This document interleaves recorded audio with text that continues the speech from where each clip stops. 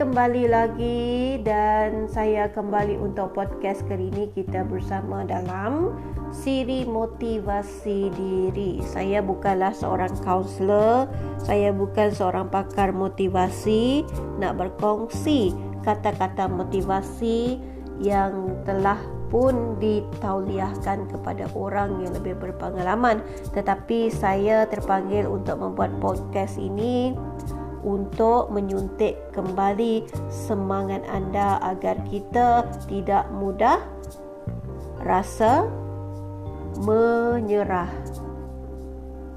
Kerana walau siapa pun kita perlu saling menguatkan antara satu sama lain. Jadi,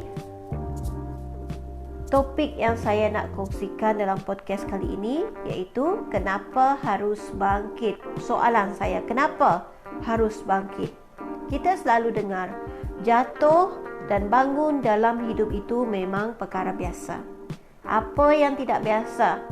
Jatuh, bangkit, kemudian jatuh dan terus jatuh.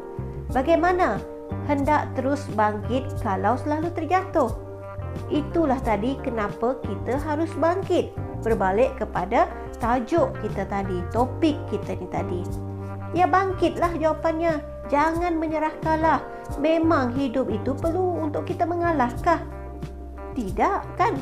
Hidup itu adalah perjuangan. Hidup itu satu pertarungan. Hidup itu satu perlumbaan. Tak mengapa lambat asal jangan tidak buat. Tidak mengapa lewat asal kita tidak leka. Kerana kita masih berada di dalam perjalanan untuk kita bangkit.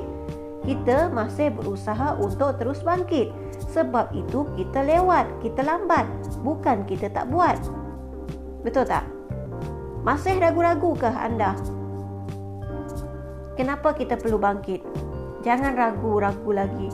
Dahlah, padamkanlah ragu-ragu anda tu. Hayalan anda yang entah ke mana melayang tu, padamkan.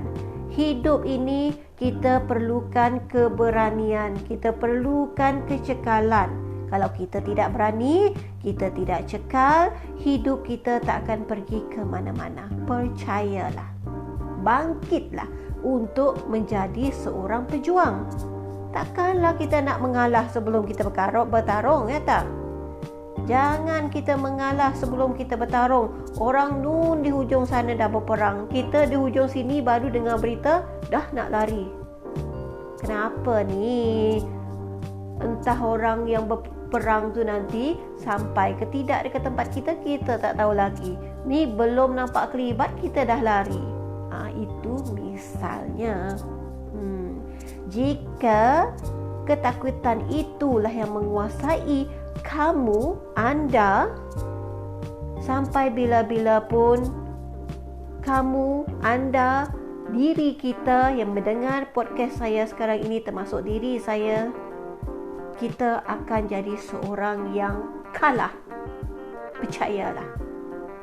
Kalau rasa ketakutan itu masih ada dalam diri kita yang menghalang kita untuk terus bangkit, kita akan jadi seorang yang kalah.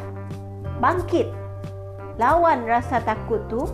Kemudian kita tawan impian. Tercapai atau tidak, belakang kira. Yang penting kita dah berusaha sedaya upaya kita. Dan apabila kita dah sampai ke impian kita itu, walaupun ia tidak sesempurna yang kita inginkan, tidak berjaya seperti yang kita inginkan 100%, sekurang-kurangnya kita nampak perjalanan kita, usaha kita untuk kita berada di tempat di mana kita berada sekarang. Kita tengok ke belakang semula, perjalanan yang kita lalui, perjalanan yang telah pun kita tempuhi, persekitaran yang telah pun kita tempuhi, yang telah pun kita lalui. Di mana kita dahulu? Di mana kita sebelum kita bangkit sekarang ini? Dan kenapa aku berada di sini? Tanya kepada diri kita sendiri. Sebab itu dia tadi, kita perlu bangkit. Itulah jawapannya. Karena kita tidak mahu menjadi seorang yang gagal. Biar gagal di mata orang, tetapi tidak gagal kepada diri kita sendiri. Yang penting kita perlu berusaha untuk terus bangkit.